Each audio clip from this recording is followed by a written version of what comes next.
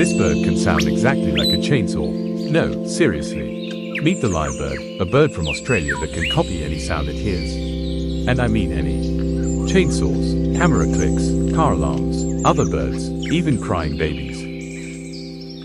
The male does this to attract females. It spreads its insane tail feathers, steps onto a little mound it built itself, and just performs. A non-stop mix of every sound it's ever heard in its life. And the creepiest part, in forests that were destroyed by logging years ago, lyrebirds are still mimicking the sound of chainsaws. Sounds that haven't existed there in decades. This bird is literally keeping the memory of a lost forest alive. Nature is unbelievable. No!